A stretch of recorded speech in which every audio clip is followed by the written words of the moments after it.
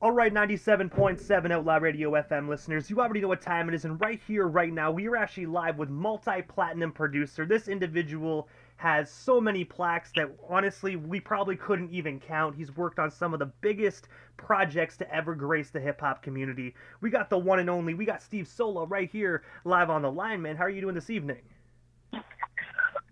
Awesome. Thank you so much for the great introduction. I'm glad to be here, man. What's up, man? Oh, I'm doing best I can possibly be, man. I have to ask, how's everything out there on your end, man? It must feel so good to actually get back to normal life after the crazy past 2 years we had. It's it's not 100% normal, but it's definitely way better than it was. So I would say 50 to 75% normal. You know? I gotta say, I definitely agree with that. You know, there's some places you go to and it's almost like it's still at ground zero, and then you go a little bit further to another town, and then it's like kind of it feels like normal. So it's definitely a weird feeling to be, definitely a weird time to be alive in 2022. Yeah, it was. Yeah, it is. It's wild. At least we're here. There's a lot of people that didn't make it. 2020 was even crazier. We were going to see clearly 2020, but I don't think we saw clearly what was going on. No, no, we definitely needed some glasses with that year. Yeah, yeah. But Steve, I know you're a busy guy, man, so I'm going to dive right into this broadcast. But I got to take you back to the beginning of your amazing career this far, man. I have to ask, what originally made you decide to get into music originally, man? Because if anyone goes back and just listens to the music that you produced and helped make, you just seem so like you're born to do what you do. Wow, that's great. Thank you so much. It's a great compliment. It actually it started, guitar. I started playing guitar, as a teenager, late teenager, and one of my two idols still are, Jimi Hendrix and Richie Blackmore from Deep Purple. So, listening to them, I was like, wow, that's amazing. And another song that actually was on the radio in the '70s was a song called Frankenstein. Do you know that song? By Alice Cooper. No, by Edgar Winter. Oh no, I haven't heard that one, but I have heard the Alice Cooper variation. No, you probably have. It goes something like dun dun dun dun dun dun dun dun dun dun. Wow. Okay, yeah, I definitely heard that. Yeah, so I was like, you know what? I want to do that with the guitar. And then I started playing, and then a year later I found out, man, I can't do that because it's a keyboard that's doing that. It's not a guitar, it's a keyboard. So I was always intrigued by, new sounds, obviously, Jimmy and Richie, but like even synthesizer and sampling and all that crazy stuff. I always wanted to, explore new sounds. And that was my early career, getting into rock bands. That's why I think I'm pretty good with samples, is because I was in bands. I wasn't, actually, rock and roll bands or like new wave bands, like when people had to play together. So when I get a sample, I know what to do with it. I know what drums should sound like, or strings or something like that, because I've been in bands. So that was my early beginning. And also, as well, I actually read that in the year 1994, you actually got hired as an intern at the world famous Soundtrack Studios. I was wondering if you can actually tell our listeners a bit more about that internship, and of course, how did you originally land that position there? It's a kind of a double story because I was actually recording my own stuff in my bedroom, and it was sounding good, and people were like, "Oh, it sounds good, man. Where'd you record that?" I said, "In my bedroom," and they were like, "Oh, can I record you? Can you record me?" So I said, "Yeah, let's do it." So that's without me knowing anything, and so that actually sparked the want to learn, engineering really well. So I got a college degree, and through that, I went to the AES, Audio Engineering Society in the city, and got some connections, and those connections got me, a phone call, say, "Oh, call this studio." So I went to Soundtrack, and there was a lot of studios in there, all the greatest, consoles from SSL to Nees to Euphonics. They had 9 world-class studios, and it was beautiful because one day, I'm recording, Jodeci, and in the other room they're recording Biggie and Wu-Tang and doing a movie, recording a movie, mixing a movie. So there was a lot of things going on, even at the golden age of hip hop. And also as well, when you actually brought up Jodeci a few moments ago, that was actually one of the questions in my list. So I feel like since you brought it up, we might as well dig into it. But in the year '95, you actually had the opportunity to work with them on their project titled "The Show, the After Party, the Hotel." I was wondering if you can actually tell us a bit more about that recording session, and of course, what was it like just working with that phenomenal group? Because that album went on to sell multiple, I think hundreds upon thousands of platinum plaques. Man, so much money came out of that phenomenal record. Right. That yeah, it was more than 100,000. It was like double platinum, so it's 2 million. Back then is $15 a piece, so you're talking about 30 million plus, radio, airplay and singles and stuff like that. So you're probably talking about 40 or 50 million dollars worth of, gross money that the record companies made on just one album. And, that album was very close to me because it's my first plaque. I was working, really directly hand in hand with Devante. And I also feel, shout out to Devante, he is such a genius. He's an amazing musician, visionary genius. I mean, we had Missy Elliott coming through. We had Playa. We had Timbaland. I mean, they were actually all signed under him, like Sister with Missy. Missy was part of that group's Sister. They were all signed under him. He was such a visionary. But he wasn't only, an executive. He was also a musician. So, he had double hats. So I think he didn't really concentrate too much on the business side because he was such a musician and, again, songwriter genius that he loved music. So, all the other stuff came after. I think that's probably why they left, and found other, record companies and whatnot. And also as well, during your time actually at Soundtrack Studios, I read that you actually had the opportunity to not only work with the one and only Snoop Dogg, but you also had the opportunity to smoke some ganja with them as well. I was wondering if you can actually tell our listeners the story behind not only the recording session, but also the smoke session that you actually had the opportunity to share with the Dogfather. That's funny. Well, at that time, I was literally smoking a lot. I was smoking like 16 blunts a day, all day, every day, nighttime, when I wake up in the morning. So my tolerance was very high. Me and Snoop was, everybody was smoking. There was about 15, 20 dudes in the studio. And actually, the end story is that me and Snoop put everybody to sleep. Basically, that's the story. And he'd be looking at me like, oh, he passed it to me like, oh, he doesn't mind anymore. And I'm like, yeah, go ahead. He's looking at me like I'm, light-skinned Jamaican. Like, what the hell is wrong with this guy? He's a good engineer, but he can keep up with me. So, we're talking about like 12 hours straight. And it was kind of hard. I tell you the truth, it was kind of hard to keep up with Snoop, but I did. And I've heard stories as well when it comes to Snoop Dogg's weed. Like the people say that his marijuana that he has at his disposal is weed like on other they ever had. Did you actually smoke some of his weed? And if so, is that actually true? Was that weed kind of like out of this world? I don't quite remember because I used to smoke again like 16 blunts of mine, and if you had 16 blunts, I smoke yours. I smoke everybody's. Busta. I smoke with the best of them, Busta Rhymes and Snoop. So I'm sure he had his own, and I was rolling, so he was passing it to me. I was passing it to him. So that's 12 hours straight.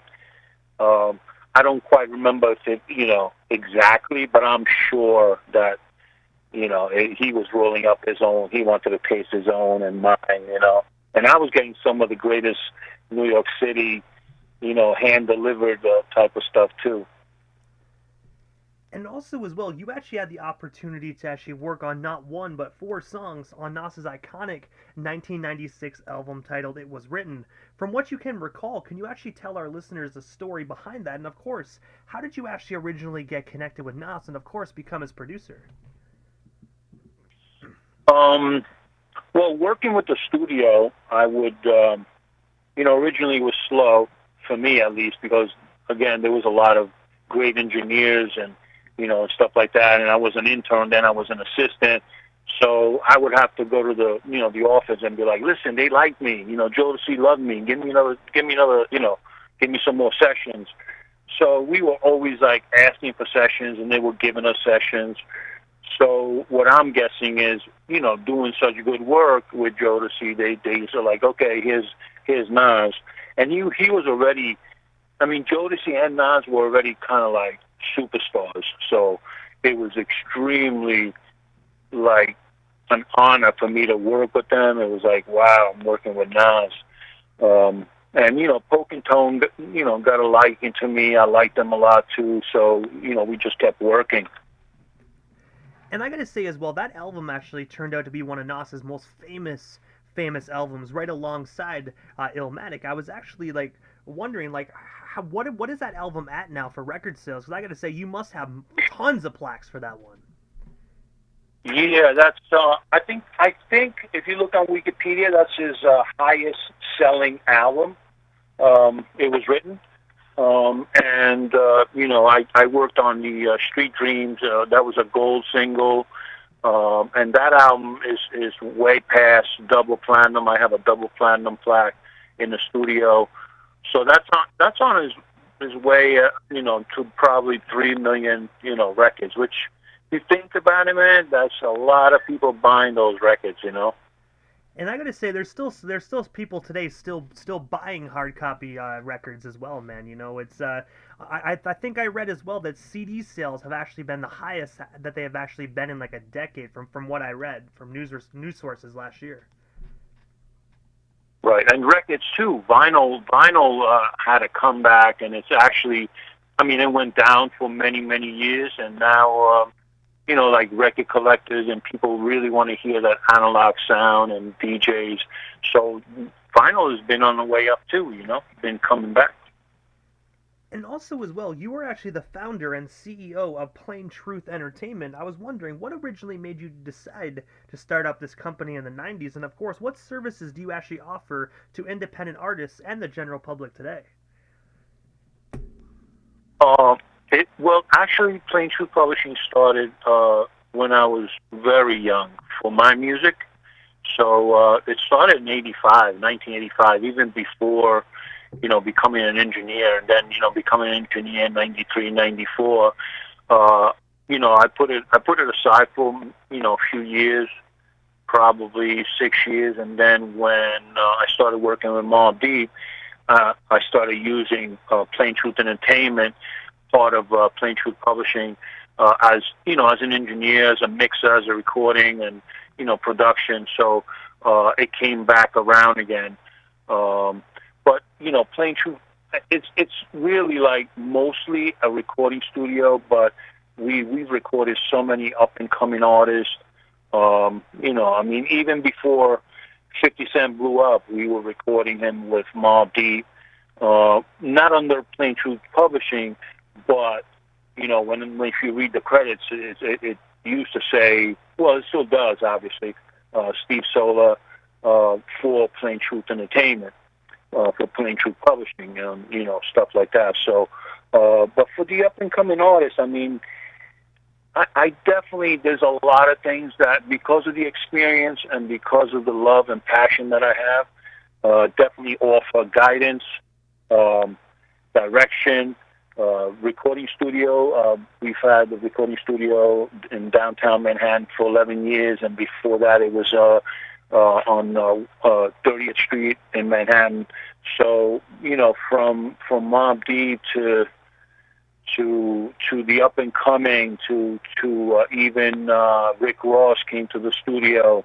I mean, on and on. You know, we have a lot of famous artists, but also up and coming, and we really treat them all the same. Like, we treat you like you're going to be the next 50 Cent. Like, you never know, you know?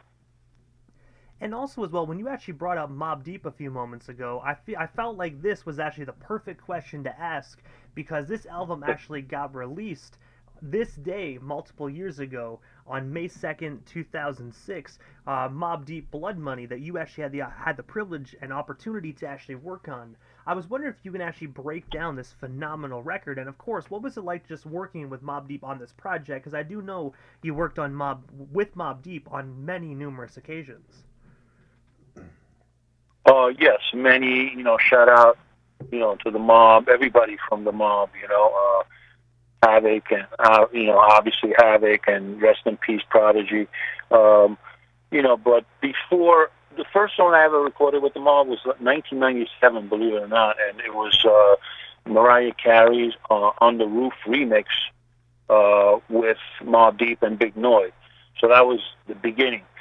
This album, like you said, today, it came out 16 years ago. It seems like 5 years ago. The music is so amazing that it feels like it just came out a couple of years ago.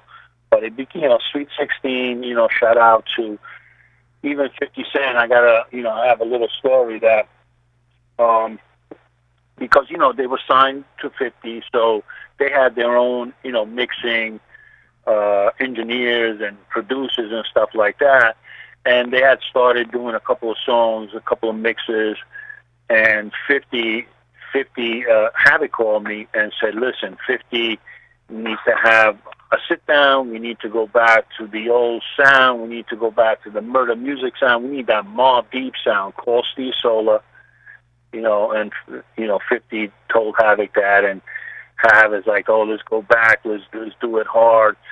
And actually, once I started doing the album, I started doing even the songs that 50 Cent was on, and, you know, we were doing a couple of the songs were mixed by another, you know, well-known engineer. But the more I did, the more they gave me, the more mixing I did, the more they gave me, and it's just a wonderful feeling to have not only the fans, but also, you know, Havoc and P and 50 Cent, like, appreciate, you know, what I'm doing. And I gotta say as well, that definitely is such a phenomenal project. In my personal opinion, that album will always be solidified within hip-hop history, man. Such a phenomenal project. Thank you. Yeah, me too. I love it. I mean, I don't know if we have time for a little short story with that. Oh, we have all the time in the world, man. Most definitely. Feel free to share. So, yeah, so me and P would really talk a lot before the sessions. I mean, from, you know, even from an hour to 3 hours about music, the Egyptians, to the world, to the Illuminati, to everything. So, you know, me and P were very, very tight. So I said to him, oh, we should do, P, we should get dollar bills and just print Mobb Deep on. You know, put a stamp, like a stamp Mobb Deep, so when people, you know, go spend it, they see, oh, Mobb Deep, since the record is coming out. So he ran with that, and he was like, oh, next thing I know, the album is called Blood Money, and then, you know, instead of just putting Mobb logo on it, they printed, you know, 50 came in with like $10,000, you know, real money, real dollars, real dollar bills, and just printed, stamped, you know, Mobb Deep Blood Money on these 10,000, you know, for promotional use. And, you know, it was all over. It's such a great thing. And, you know, me and P were always close like that, you know, ideas off each other. And now I'm going to segue that he let me executive produce 2 of his albums, HNIC 2 and HNIC 3. HNIC 2, I co-executive produced with Alchemist, and the HNIC 3, I co-executive produced with P. So, you know, great honor to do that also. And also, I have to ask, because obviously with that album cover, they're like sitting there at the table with stacks upon stacks of money. was that actually like their promotional use money on the table in that photo, or was that just obviously real money on that table on the album cover? Well, I'm not sure. I wouldn't know. But knowing, 50 had so much money back then that who knows? I couldn't say either way, but I'm sure that's a lot of it was real. And also, the one question that I've been super excited to ask you was that you also had the opportunity to work on Notorious B.I.G.'s posthumous album titled Duets, The Final Chapter. I was wondering if you can actually tell us a bit more about that particular project, and of course, what was it like being able to be a part of Biggie's final project? That was very amazing because when he was alive, obviously I was working, with Jodeci and Mobb and other artists, so I never got to work with Biggie, but working right next to Diddy, like, I'm talking about like 6 inches away. Like we're sitting at the console doing moves together. His hands were right next to mine, and me just thinking, oh my God, Biggie was sitting next to him in the same studio. It was just an amazing, surreal feeling. And that was a studio that he recorded a lot of great stuff. So one day when I was mixing, since I wasn't smoking anymore, I actually bought some ganja, some weed, and I burned it in the ashtray because just to be like, oh Big, like, please, accept my mixing, this is for you, Biggie. And then they had a bigger than life poster in the studio, bigger than life, bigger than me, so it must have been like 10 feet in the background. So I'm sitting at the studio where he recorded. Biggie's still looking at me with the poster like that. He's like, yeah, he's like telling me, you better mix it good, Steve. So it was like kind of surreal. It was really kind of like, meditation, and it was amazing.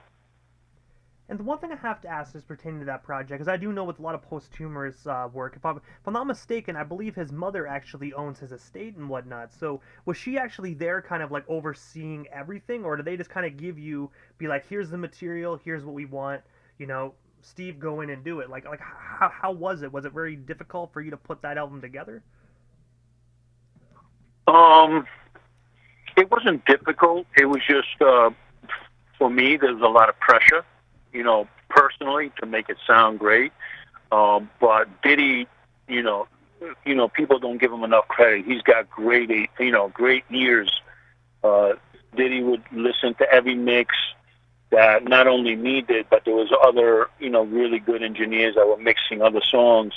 And he would listen to, all of it. And Conrad and Harpier, D-Dot and Jodeci. So all of us would kind of like definitely give input on how it would sound. I mean, when they give me a record to do, I did my thing for the first 8 hours, what I thought was the perfect sound. And then, Diddy had the final say, basically. But everybody else would definitely give their input, which I like. I mean, that's a team. It gives you more perspective and a bigger, wider, more ears and more feelings is definitely better. And before I forget, I got another little story that I mixed. I never worked with Big Pun. Rest in peace, Big Pun. He was going to do a song on the Murder Music album. And he didn't make it because at the time, the Friday elevator was really small at the second studio of soundtrack. The main soundtrack was really big, but the secondary studio A was small, so he didn't make it. So like, oh, we're gonna do it another time, and then he passed away. So I was like, damn, rest in peace to Big Pun. And he was a really good tight friend with Pete. So that was that. Years later, I'm mixing the song with Fat Joe, Big Pun, and Biggie, and in the intro, Big Pun was being interviewed, and they were asking him, oh, you never got to do a song with Biggie, and his answer was, oh no, I always wanted to do a song with Biggie, but I don't know, it wasn't meant to be, but maybe we'll do one at the pearly gates. And here I am, I'm mixing the song, and they are at the pearly gates, you know, Biggie and Big Pun, and I'm mixing their song. So to me, that was the highlight of the album, for me at least. And I gotta say, that's a phenomenal story as well. It's kind of, and in a way, kind of surreal as well how Big Pun said that, and then all of a sudden they both are up in heaven, and you're mixing that song. It must have really gave you a shiver down your spine. But believe it or not, I got goosebumps right now. I got goosebumps on my arms and legs right now because that's what it did to me. It was so surreal. When I first heard it, when I hit play and I first heard that interview, it was so incredible, so surreal. I was like, wow, this is amazing. You know, this is an amazing opportunity, and you know, let me do this right. And Super also, honored, you know. I gotta say, it definitely is an honor, and I gotta say, you did a phenomenal job on that mix as well, man. When I go back and listen to that album, it actually sounds like Biggie and Pun are together in the studio making magic, man. So you definitely did a phenomenal job. Thank you. That was one of the, you know, key things to make it sound like, you know, duets. You know, he's there doing it together, and they were recorded in different studios, different time zone, different era. You know, so to make it sound cohesive was one of our, you know, main goals. And also as well, December 12th of 2012, you actually released the album titled The Mix King Not For Free EP. I was wondering if you could actually tell us a bit more about that project. And of course, is it still available to be streamed or purchased today in 2022? Yes, it is. And don't you think it's funny that, you know, not for free and everybody, you know, is putting everything out, you know, giving everything out for free, and I'm like, you know what? Not everything is for free. Please, not for free. So I thought that was real funny and sarcastic of me, but I meant it. You know, I meant the name, I meant the title, and that album was actually all, you know, all produced by me, which was, you know, it was an undertaking because I'm recording it all, I'm mixing it all, and then, you know, I produced it all. So it took me a while to do because, you know, you have to put different hats, and you have to, okay, the mixing is done. Okay, the production is done. Okay, move on. Now you got to make it sound like, okay, well, it's got to sound as good as everything else that's out there. So, you know, it was really also an honor to all the artists that, you know, gave me their songs. We did songs together, like, you know, having Havoc on it, and Prodigy, Mobb Deep, Infamous Mobb, Big Noid. You know, there was a lot of artists. Terrell, Imam Thug was actually on it. You know, obviously, there was a lot of good artists. Infamous Mobb, I Am 3. You know, all of them. They're super awesome. And I gotta say, it definitely is a phenomenal project, and I actually love the wordplay, like you mentioned, actually, with that record cover, because especially today, in 2022, man, so many individuals think the music industry is free, and if you don't mind me asking, because obviously you're a big individual within the music industry, what comes to your mind? Why do you think these artists think the music industry is free? I always thought it was like the SoundCloud and those free music services that allow you to just release your stuff. I always kind of blamed it on the SoundCloud type stuff. Yeah, I mean, SoundCloud, but also, you know, mixtapes, you know, but there's got to be, you know, if you go to a restaurant or you walk around like a mall, right, they give you a morsel to taste, a sample. So back in the day, 20 years ago, it was, you know, samples. It wasn't the whole song. It was like a minute, you know, to give you a taste. If you're gonna, you know, if they're gonna give you walking around the mall and they give you a whole meal, are you gonna walk into the restaurant and eat? You're full. So give the people a little taste, and we could have really still made them a lot of money from the albums. And now the money really comes from, you know, the most of the money. There's a lot of people making money selling albums, but a lot of it is from shows, and but the artists are doing well. I mean, you could do shows, you do clothing line. You got to keep your mind open on all the different avenues that you could actually do. I mean, you could do features for other artists. So there's definitely, it just changed. I gotta say, I definitely agree on that one. But I do know as well that obviously we've only touched base. I think even like 0.5% of your entire legendary career here this evening. But to summarize things, I was wondering, out of all the individuals that you had the opportunity to work with, what are some of the most memorable artists that actually resonate with you, that you really sit back and go, you know what, I'm really glad that I was included on that legendary project?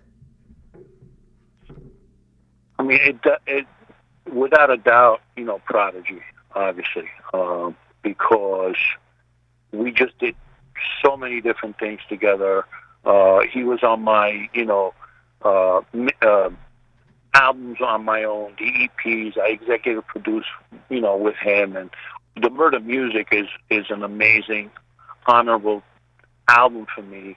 Kind of a breakthrough album, and it's just the sound, working with him and Havoc. Havoc is an amazing, producer and rapper. He's both.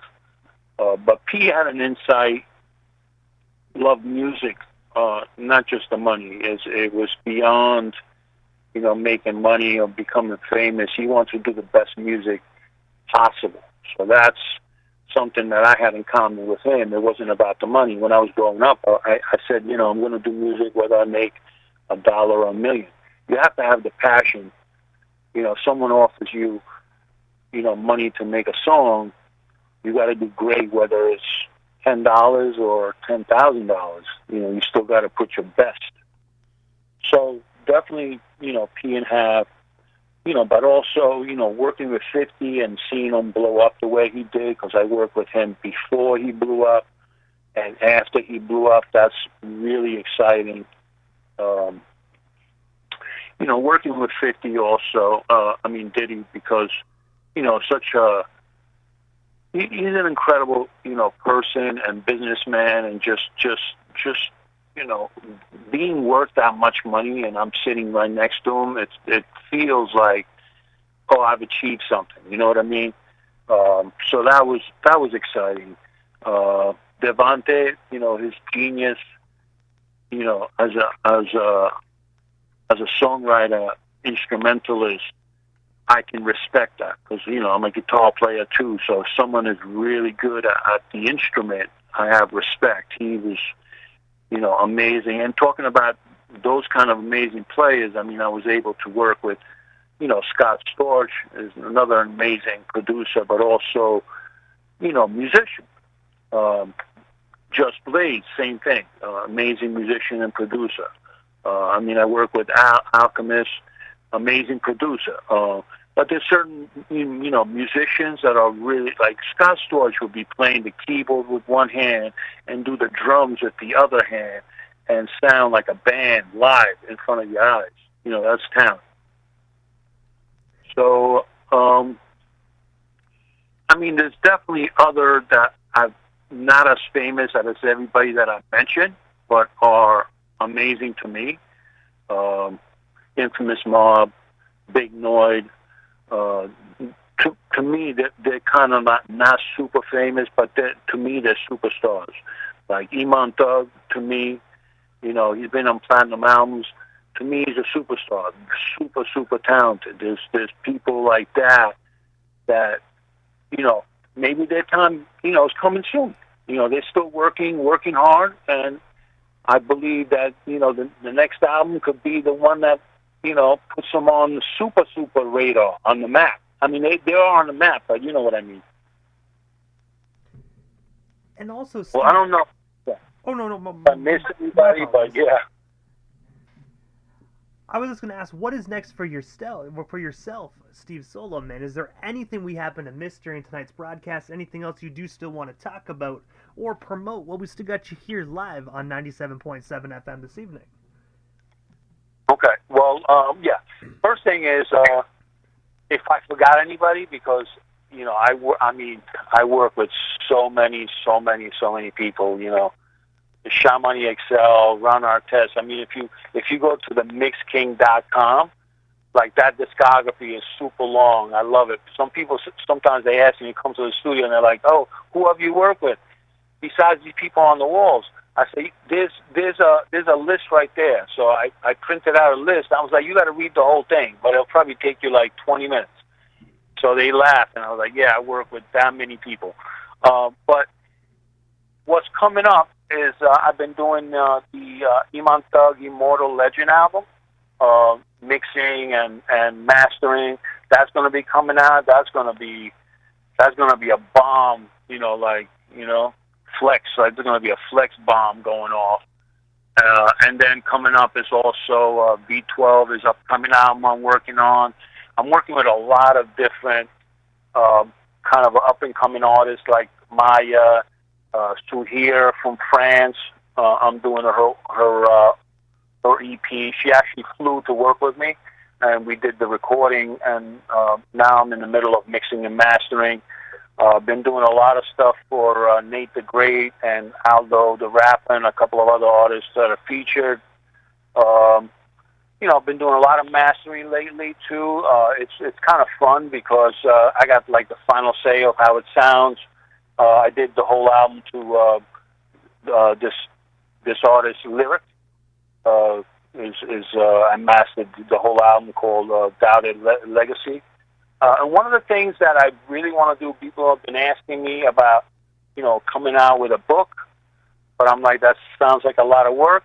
And people have been asking, start a school. So the school thing might be something that I might be doing before the pandemic. A lot of colleges were sending me students that I would, I would be their, what do you call it? Not their tutor, but their mentor. I would be mentoring a lot of, college students, and they would always give me a lot of compliments, like, "Oh, I'm learning a lot from you. I'm learning even more from you than school." So I think one of the things I might be doing is an online school, the Mix King Steve Sola online school. What do you think? I gotta say, that's actually a phenomenal idea, man, because a lot of individuals, they have the talent, but they don't really, it sounds bad to say, they don't really know the business aspect of the music industry and how to really get their foot in the door. So I think this would be a phenomenal asset for many talented artists out there. Nice, thank you. And also the quality, because I believe in quality, and a lot of times some of the music doesn't sound as good as it could. I get a lot of recordings that they want me to mix, and I'm like, you know what, can you re-record that vocal? Can you re-record that? So this way, the quality of the music could be better, and this way I can mix a better recording, and the outcome, the final product will be better. And also, Steve, this is the time in the interview quickly that I give a chance for the individual that does slide into the radio station airwaves, just a chance to give shout-outs to whomever they want to give shout-outs to, but most of all, your social media handles. That way our listeners can follow you and stay updated on everything you got going on if they're not already doing so. Okay, Steve Sola, Instagram, Steve Sola or Plain Truth, ENT. Facebook is also Steve Sola 1. But all of the handles are also, if you go to the mixking.com, there's a section that says social media. It'll have all of the different, social media that's even possible. And I gotta say, first and foremost, Steve, thank you so much, man, for just giving us a bit of your time here this evening, sharing some of these phenomenal stories with the Canadian FM dial, and of course, just talking about everything you got going on, man. And I gotta say as well, while I have you here quickly, thank you for years of monumental music, because a lot of individuals think that, without the artists, there wouldn't be any music, but people sometimes forget about the producers and the engineers and the individuals that really piece together these phenomenal projects. So thank you for years of monumental entertainment. Thank you, man. Thank you. If I was there, I'd give you a hug. Thank you so much. I appreciate you, man. Hey, man, you are most certainly welcome. And I already know this. I know you already know this, but you know, them plaques are gonna keep coming, man. You know, as long as you're in the music industry, them plaques are gonna keep coming, man. So I would suggest get some wall space ready. Awesome. Let the people know. And also, I have some family in Canada, Toronto, and everything. I want to, you know, shout out to all of them. You know, love to Canada, U.S., and the whole world, man. Big hugs to the whole world, man. I gotta say, definitely, man, and thank you so much again, Steven. Definitely have yourself a wonderful Monday night, man. Hopefully down the line we can make this happen again sometime soon, but for now, definitely have yourself a wonderful night, and of course, an amazing week as well. Awesome. Thank you so much. It's been an honor to be here with you, man. Again, thank you again. You are most certainly welcome, Steve. Anytime, man, anytime. Thank you so much again. Okay.